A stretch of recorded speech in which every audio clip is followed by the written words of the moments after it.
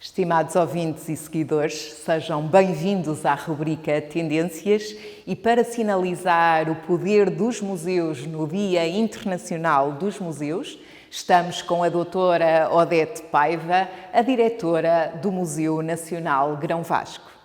Seja bem-vinda, doutora Odete Paiva, e muito obrigada por nos receber aqui neste Museu Nacional Grão Vasco, um museu icónico da nossa cidade de Viseu, que representa a autenticidade, singularidade, história, cultura e que estamos aqui rodeados com este quadro idílico de Camões e as Tágides. Muito obrigada, eu é que agradeço o convite. É um gosto especial estar aqui e estar aqui precisamente em frente a esta obra do colombano Bordalo Pinheiro, que é uma obra muito significativa e que nós usamos no museu com alguma frequência para representar aquilo que é a língua portuguesa, a Portugalidade e esta universalidade que o Camões nos traz, mas também o mar e a Torre de Belém, que aqui estão representados na escala magnífica que o colombano sempre encontra para as suas obras, e esta é uma dessas obras que faz, enfim, parte de um conjunto também que tem a ver com a Sala dos Espaços Perdidos da Assembleia da República, que são obras com uma escala muito semelhante e, enfim, é também um dos ex-libris do Museu Grão Vasco. Qual é a carga histórica e identidade cultural que este Museu Nacional transfere para Viseu e para a nossa região do centro? O Museu Nacional Grão Vasco é o único museu nacional fora de uma linha do litoral e é um dos dois que estão no centro do país. A Direção-Geral de Património Cultural, que tem a maior parte dos museus nacionais, museus, palácios e monumentos, tem, ao nível nacional, 17 museus nacionais.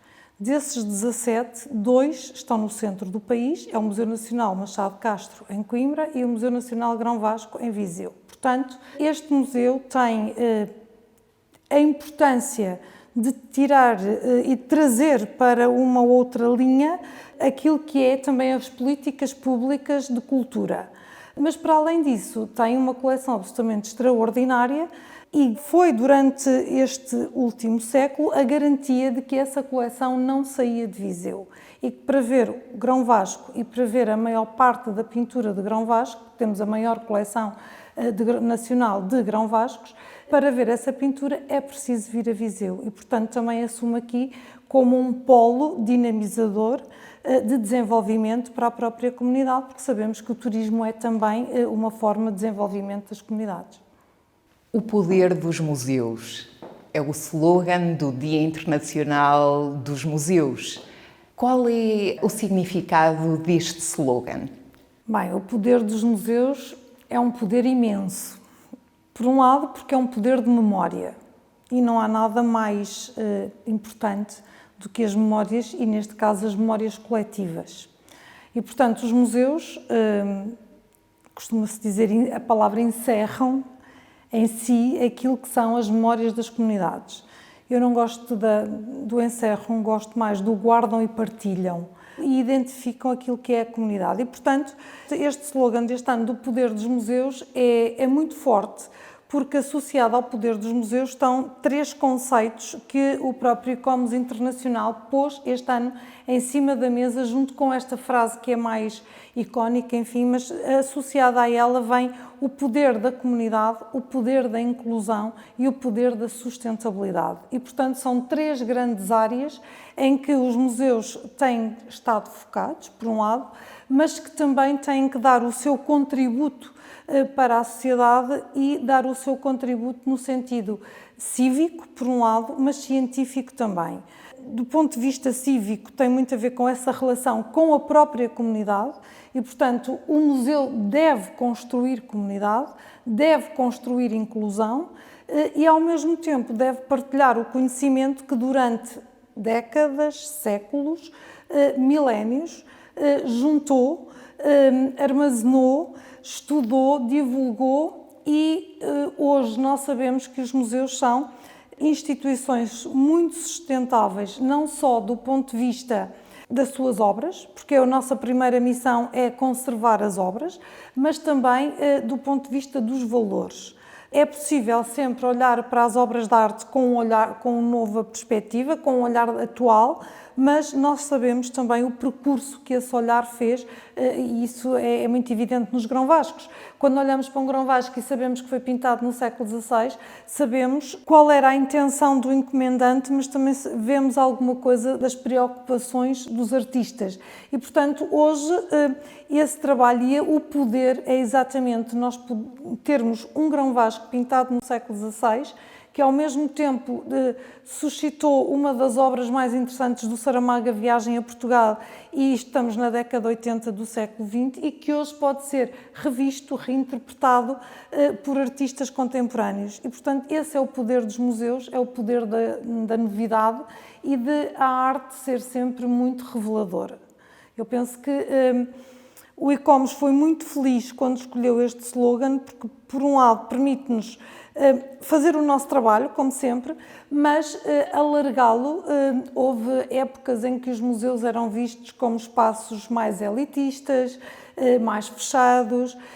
Hoje está a fazer-se exatamente esse caminho de abertura completa às comunidades e de que as comunidades se sintam refletidas naquilo que são as atividades do museu. E, portanto, os museus, desse ponto de vista, são instituições muito poderosas.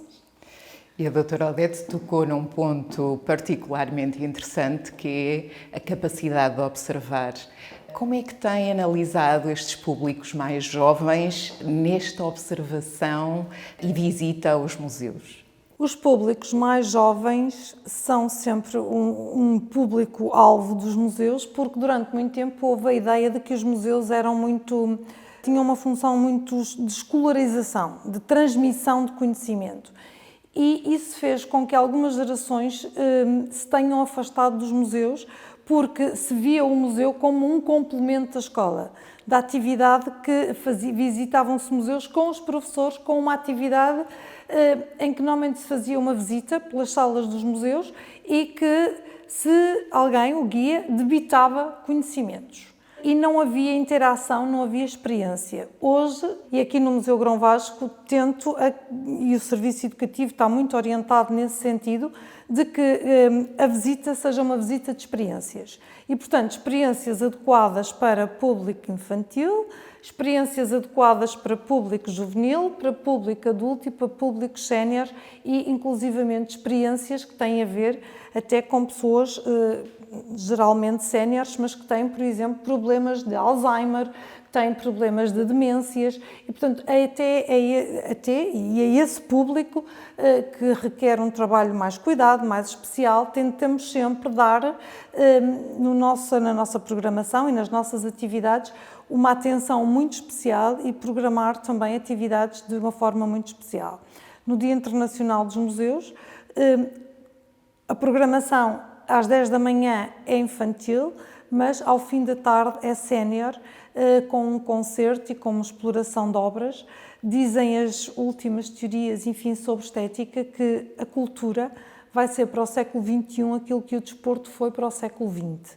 Portanto, no final do século, eu estou convencida que toda a gente vai sair de casa para vir aos museus, ver e apreciar obras de arte, e não tem que ser necessariamente ver o museu todo no mesmo dia, não tem necessariamente que ser, enfim, vir com aquela ideia de que se vem aprender e tem que estar disposto a aprender. Pode-se vir só para fruir, para deleite, lazer puro, e eu tenho esperança que os museus venham a ser encarados como um espaço de lazer cultural, obviamente, mas de lazer e não tanto numa atividade tão científica e escolarizada. Os fatores de singularidade, autenticidade, originalidade estão na gênese do Museu Grão-Vasco. Como é que identifica e caracteriza estes fatores diferenciadores? Quando pensamos no Museu Grão-Vasco, temos que dividir isto em dois momentos de análise diferentes. Nós temos, por um lado, o edifício, e o edifício é classificado como monumento nacional. E, portanto, isso é em si uma responsabilidade.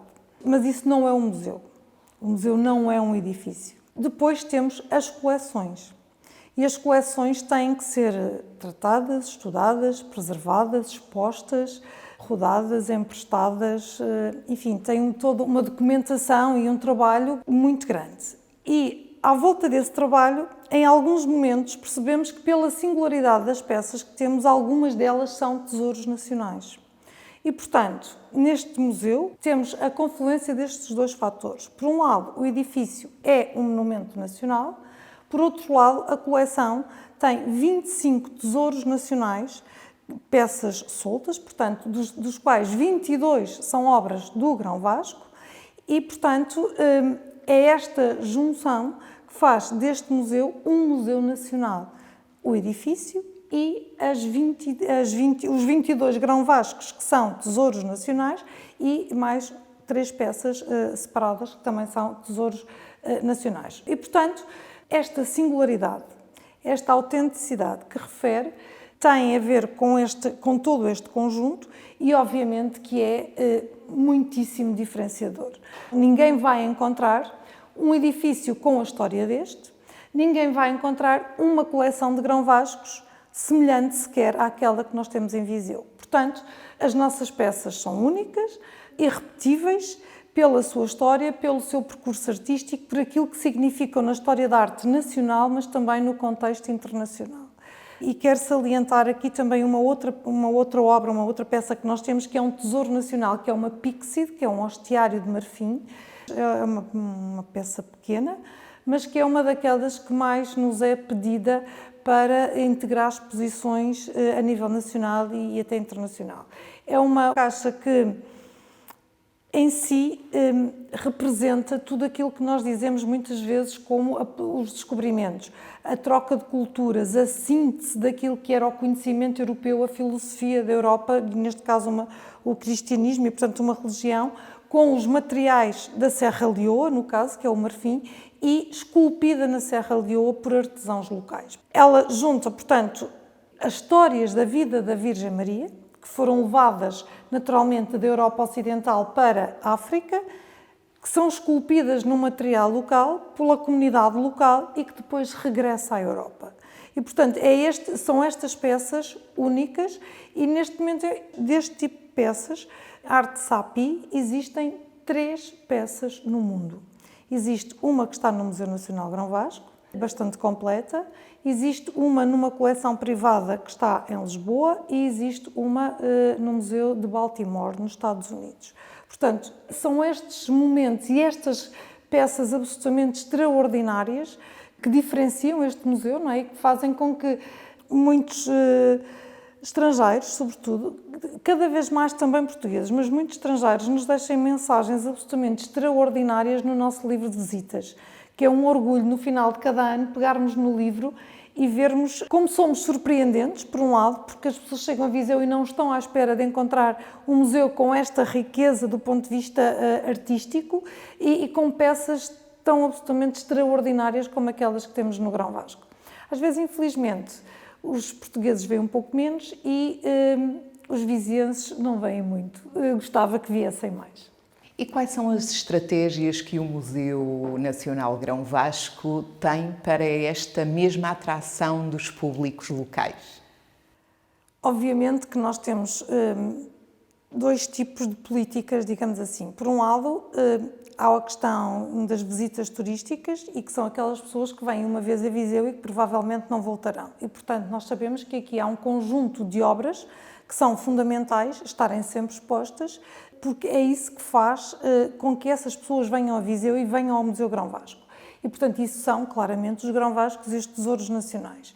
Mas eu imagino, naturalmente, que os vizienses já todos tenham visto os Grão Vascos e dizem, mas o que é que eu vou fazer ao museu? Já vi. Então, nós temos que arranjar estratégias que nos permitam trazer essas pessoas que já viram os Grão Vascos, mas que não viram o museu inteiro e as coleções do museu, porque o museu tem expostas em permanência cerca de 350 obras, mas temos uma reserva com mais de 6.000 E, portanto, é possível, e nós fazemos isto regularmente, renovar algumas salas de exposição permanente, mas também fazemos um conjunto de exposições temporárias anualmente, que normalmente fazemos a partir das nossas reservas de obras que normalmente não estão expostas, não são vistas, e a partir daqui, então, construímos narrativas diferentes daquilo que é habitual para que os vizienses queiram conhecer mais detalhadamente as coleções do museu.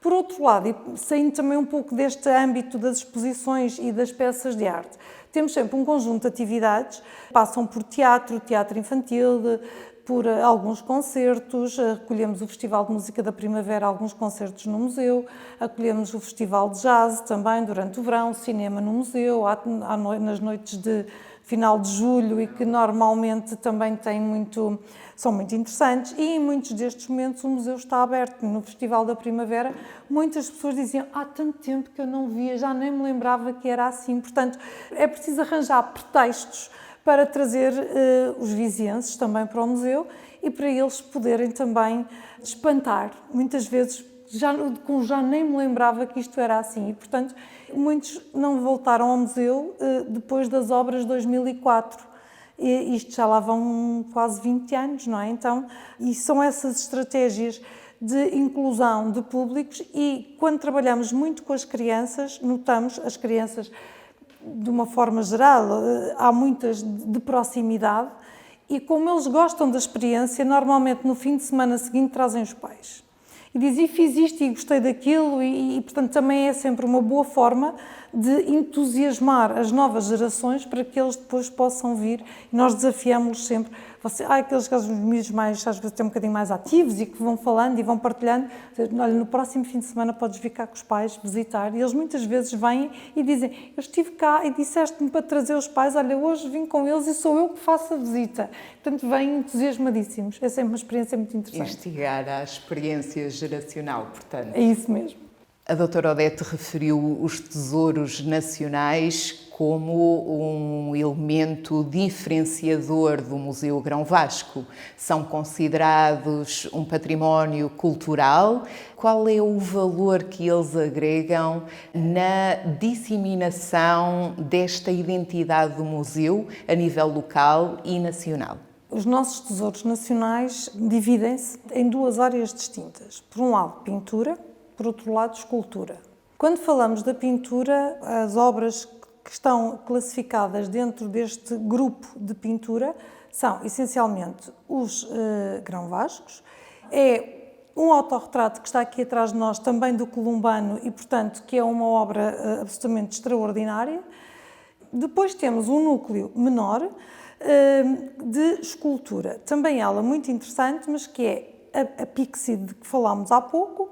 É uma Santa Ana e a Virgem.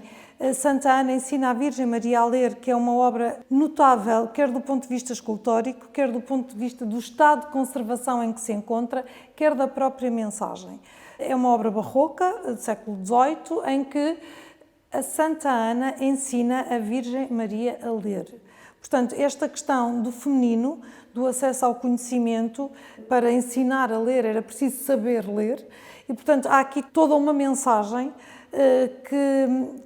que é muito importante do ponto de vista até desta perspectiva da mulher e da forma como ela foi vista e é vista ao longo dos tempos. Depois temos ainda uma outra obra, que é um Cristo articulado, uma escultura de vestir, que era usada seguramente aqui na cidade durante a Semana Santa, e portanto é uma peça que tem um grande valor iconográfico, porque o facto de ser articulada permitia que as encenações de toda a Semana Santa, e ela chega e fica no museu, provavelmente vindo também da Catedral. Portanto, de alguma forma, aquilo que nós temos no museu, do ponto de vista local, reflete muito daquilo que foi o gosto dos bispos de Viseu. Foram, de um modo geral, homens iluminados, gente com uma formação superior do ponto de vista até daquilo que acontecia na Europa da sua época.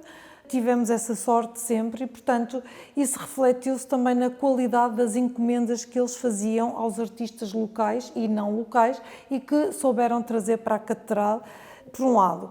Por outro lado, temos também aqui um outro caminho que foi sempre muito interessante, que é de que forma é que estas coleções e estas encomendas dos bispos de Viseu expandiram conhecimento ou trouxeram conhecimento de outras oficinas e de outras áreas do país. E isso aconteceu-nos muito com, por exemplo, o retábulo da Catedral, que nós dizemos de Vasco Fernandes, mas sabemos que foi feito em parceria com Francisco Henriques. Francisco Henriques era um pintor que tinha vindo de Évora e que provavelmente e que teria uma origem flamenga. E, portanto, há uma confluência de conhecimento que chega a Viseu, por um lado, por esta relação com a Catedral, e este museu é o herdeiro, se quisermos, daquilo que foi este conhecimento e este espólio magnífico que a Catedral de Viseu foi acumulando e do qual também se foi desfazendo porque a estética da própria Igreja foi mudando e houve necessidade de se fazer alguma renovação. E, portanto, o retábulo foi retirado, assim como todas as grandes palas italianas, porque, na altura, aquilo que era, enfim, o conhecimento e a estética adequada era a talha barroca, a talha dourada,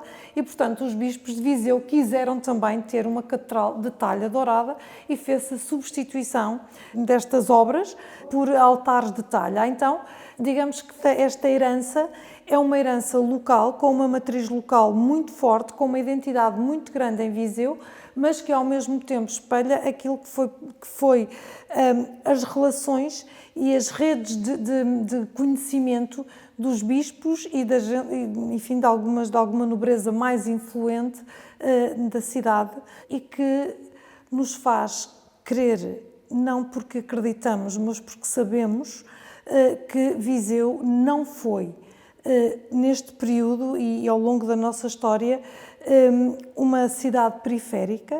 Muito pelo contrário, em Viseu nós tínhamos acesso, por várias razões, pela Casa Ducal de Viseu também, àquilo que de melhor acontecia no país, aos melhores artistas, à informação, aos livros, e tudo chegava de uma forma muito, muito clarividente a Viseu durante um período muito longo da nossa história, que nos permite relacionar também com obras de primeira linha de outros museus.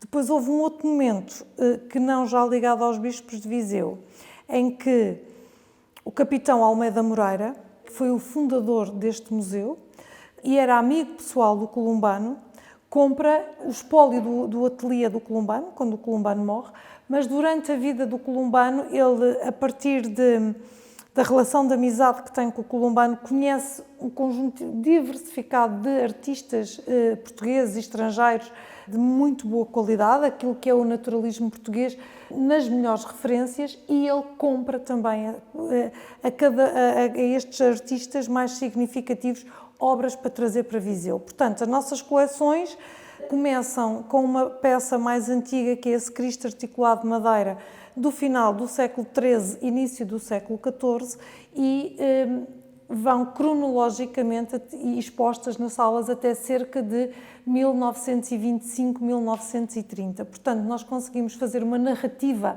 da história da arte desde o século XIV até ao início do século XX. Depois temos, enfim, algum conjunto de obras mais significativos também, mas que não estão expostas e que são mais contemporâneas e de artistas que já pertencem ao Museu do Chiado, porque é o Museu de Arte Contemporânea em Portugal e, portanto, que nós não expomos. Temos também uma extraordinária coleção de ícones russos que recebemos numa doação e que também faz parte desta relação de Viseu com o mundo que temos com os tesouros nacionais e não só. Uma das virtualidades da coleção de pintura deste museu é enunciar o movimento das pinturas que aqui estão representadas. Conte-nos um pouco desta história cultural e representativa aqui neste espaço icónico. A cronologia, quando nós nos centramos na cronologia, nós temos no museu, nas coleções de pintura, essencialmente, dois momentos significativos. O século XVI, com várias intervenções em termos cronológicos do próprio Vasco Fernandes, o primeiro entre 1506 e 1510, não, 1501, 1506, em que está aqui a pintar em Viseu, depois de 1506, 1510, 11, em que termina o retábulo de Lamego, da Sé de Lamego, que neste momento nós temos aqui no museu em exposição temporária também as 5 obras restantes de um retábulo inicial de 20 peças que foi feito para o Museu de Lamego, e depois uma outra fase, digamos assim, em que o Grão Vasco tem um extraordinário mecenas, o Bispo Dom Miguel da Silva, que é um homem que vem de Roma, que é um humanista e que traz os modelos italianos, a cultura do Renascimento para Viseu. E, portanto, o Vasco Fernandes vai pintar de acordo com um novo formulário estético também, mas, sobretudo, as dimensões e as novas propostas que faz para a Catedral. E isto estamos a cerca de 1535, 1540. Portanto, a primeira metade do século XVI, que é um período absolutamente extraordinário em Portugal, com os descobrimentos, e que, enfim, é um dos poucos períodos em que Portugal é verdadeiramente rico. O Museu Grão Vasco assinala também essa coleção com uma representação do próprio rei Dom Manuel numa das tábuas do retábulo aqui da Catedral de Viseu. Depois, o segundo momento em que realmente também o museu tem uma coleção verdadeiramente interessante é este período do naturalismo, com os melhores nomes do naturalismo português, desde Silva Porto, Marcos de Oliveira, temos os colombanos, naturalmente, quer do ponto de vista da pintura histórica, a pintura de paisagem, o retrato. Temos também José Malhoa, que é um pintor absolutamente extraordinário, com o Milho ao Sol, que é uma obra, enfim, de uma luminosidade muito característica do nosso país, quase etnográfica, mas com uma qualidade estética também assinalável. Portanto, é um período em que foi possível encontrar e termos na nossa coleção os melhores da primeira fase do naturalismo português e depois integrar também aqueles que numa segunda fase pintaram, se destacaram pela sua pintura, e alguns pintores locais, como é o caso do Almeida e Silva, que é um homem também notável em Viseu, que pintou, não para o Museu Grão Vasco especificamente, mas que tinha também uma relação, ainda que não fosse de amizade, era mesmo de antagonismo com o próprio capitão Almeida Moreira, e a quem ele faz um retrato que o Almeida Moreira nunca quis receber. E, portanto, eles tinham mesmo ali um choque, mas ele é medalha de ouro da Sociedade Portuguesa de Belas Artes, tem uma casa aqui na Praça Dom Duarte, onde pintou um friso dedicado aos artistas nacionais e internacionais que ele mais admirava, desde Velázquez a Rembrandt, a Rubens, enfim, e é o homem que pinta, na altura, por exemplo, o átrio da Câmara Municipal, pintura a fresco, e mais uns 24 ilustres vizienses que estão retratados no átrio da Câmara, faz os cartões para a azulejaria e, portanto, naturalmente também integra a coleção do Museu Grão Vasco, mas também com obras espalhadas pela cidade. Portanto, depois disto, há aqui períodos menos interessantes, na verdade. O século XVII, na nossa pintura, não era muito interessante, na medida em que não temos nem muita quantidade de obras, nem muito significativas do ponto de vista dos seus autores. Isto foi completamente ultrapassado porque o ano passado recebemos, como enfim foi noticiado, uma doação que o Museu Grão Vasco recebeu de um colecionador privado, 35 obras, que se nós tivéssemos tido a possibilidade financeira e também a possibilidade de escolha, eu julgo que não estaríamos muito longe da coleção que nos foi oferecida. Parece que alguém fez, durante a sua vida, um percurso de colecionador a colecionar para vir um dia colmatar algumas falhas que o discurso expositivo do Grão Vasco tinha. E, portanto, neste momento estamos em condições de refazer uma parte da pintura do século XVII para colocar nas salas aquilo que foi essa doação, que na altura, enfim, não me cansarei de referir, o Dr. Ernesto Paes de Almeida, que é um viziense e que fez questão absoluta por aquilo que este museu lhe deu quando ele era jovem e o visitava regularmente, fez questão absoluta de doar a sua coleção, cujo gosto despertou nesta casa, doá-la a esta casa. E, portanto, é também um momento extraordinário, porque não temos só pintores portugueses, temos também um conjunto significativo de pintores estrangeiros, como oficinas de Rubens e Tobias Bernac e, enfim, um conjunto de outros artistas que vêm dar uma densidade e um gosto também e uma representatividade daquilo que foi o gosto da época à nossa coleção e que nos faltava. Doutora Odete, sabemos também que o museu foi intervencionado há relativamente pouco tempo com as obras de preservação e restauro. Partilhe um pouco connosco o quão complexo é este processo e desafiante ao mesmo tempo. Como eu comecei por referir há pouco, nós temos duas realidades. Uma coisa é o edifício e outra as coleções. E, portanto, aquilo que foi feito foi uma primeira fase, que foi conservação do próprio edifício. O edifício é fundamental para a estabilidade térmica das coleções e, portanto, começou a haver fissuras, mas também a pedra que precisava de ser limpa e, enfim, um conjunto de outras pequenos pormenores de conservação que aparentemente não parecem significativos, mas que depois acabam por ter um impacto muito grande naquilo que é a questão térmica e também a questão das umidades dentro do próprio edifício que as coleções não suportam. Portanto, esta foi uma primeira fase de limpeza das escantarias, limpeza da pedra, mantermos toda a estrutura consolidada, portanto toda a estrutura do edifício bem consolidada e foi um momento que terminou. Depois deste momento, há um momento seguinte que é a intervenção na própria coleção. Temos neste momento criadas as condições daquilo que é o contentor, digamos assim, ainda que o nosso contentor seja um extraordinário edifício, mas é o contentor das coleções.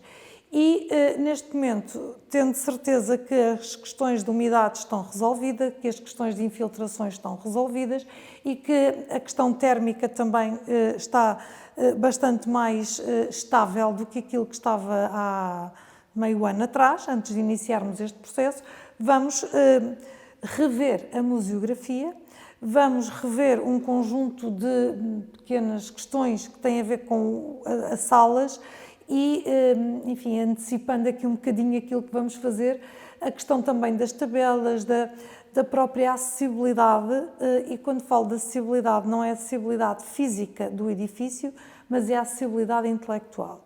Muitas vezes os textos que estão escritos são demasiado elaborados para um visitante comum. Então, e às vezes a letra é demasiado pequena para uma pessoa que já não tenha uma acuidade visual tão expressiva. Então, aquilo que vamos fazer é adequar o nosso edifício para que a nossa coleção e a nossa proposta expositiva para que seja mais inclusiva, para que as pessoas se sintam mais bem-vindas e que percebam um pouco mais daquilo que se passa e daquilo que nós queremos mostrar e que nós temos exposto. Sabemos que as intervenções ao nível do restauro e da conservação requer uma mão de obra especializada e que, inerentemente a esta especialização, tem um valor avultado, digamos. O museu recorreu a alguma candidatura de apoio, nomeadamente no âmbito do PRR? Sim, isto são dois momentos distintos, portanto esta primeira intervenção foi feita, nós pertencemos ao Ministério da Cultura, Direção-Geral de Património Cultural e portanto a candidatura que foi feita para todos os museus que precisavam de intervenções, palácios e monumentos nacionais que precisavam de intervenções e portanto não é uma candidatura só do Museu Grão Vasco, é uma candidatura global que inclui todos os museus, palácios e monumentos ligados à Direção-Geral de Património Cultural. E, obviamente, o Museu Grão Vasco também estava nesse pacote por razões que tinham a ver, sobretudo, com a correção térmica, que é um problema que o museu tem há algum tempo, e extraordinariamente, porque fomos intervencionados entre 2002 e 2004, somos afortunadamente um dos museus com melhores condições neste momento e presumo eu que não vai ser necessário fechar o museu, encerrá-lo durante um período de obras. Vai ser o nosso grande esforço para que seja possível mantermos sempre 1 ou 2 pisos do museu a funcionar e vamos tentar que as intervenções no interior sejam feitas em períodos mais baixos em termos de turismo, mais baixos em termos da procura escolar e também com o mínimo impacto possível naquilo que são os acessos às obras. Portanto, esse é o nosso compromisso, já estamos a trabalhar nisto e para nós o PRR no Grão Vasco já é uma realidade, porque já estamos a trabalhar em projetos, já estamos a trabalhar num novo discurso expositivo para algumas salas, enfim, vamos mudar alguma coisa significativamente naquilo que é, ou alguma coisa e significativamente parece que não fazem muito sentido, mas para nós é significativo, porque mudarmos uma obra ou acrescentarmos 10 é muito importante.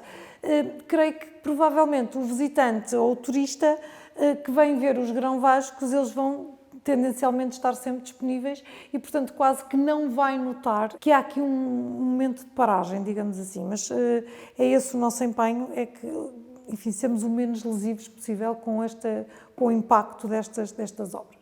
Doutora Odete, muito obrigada por toda esta partilha com esta dimensão cultural, histórica e com esta singularidade que tão bem sabe comunicar, que é efetivamente a área que a apaixona verdadeiramente.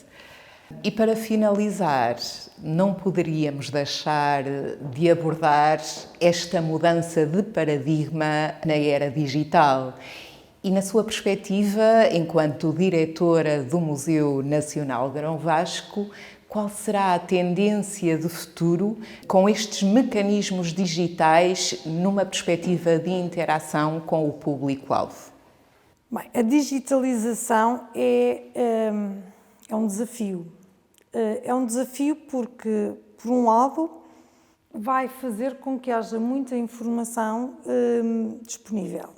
Por exemplo, durante a pandemia, nós estamos num site da Google, que é o Google Art and Culture, e descobrimos, ao analisar os dados das visitas neste site da Google durante a pandemia, que somos vistos, o milho ao sol do Malhoa foi visto na Nova Zelândia. O que é absolutamente extraordinário. Assim, não sei se eles estão a pensar visitar-nos, se eram portugueses, mas sabemos que foi visto na Nova Zelândia. E, portanto, a digitalização e a disponibilização online de coleções tem essa vantagem de globalizarmos o museu. Por outro lado, eu penso que a questão da obra, o fascínio da obra, o tempo e o espaço serão sempre experiências que nunca vamos ultrapassar, não é? Portanto, por melhor que sejam os meios digitais, estarmos no nosso sofá a ver, assim, ninguém quer ir de férias para o sofá, certo? Então, acho que o vir ver as obras no sítio para onde elas estão expostas, onde elas são reais, fará sempre toda a diferença. E não tenho medo que a digitalização se sobreponha àquilo que é a experiência de visita. Penso que ela pode, quando bem conduzida, ser aliciar para que a visita seja mais rápida do que aquilo que até se podia perspectivar, enfim, nos nossos visitantes.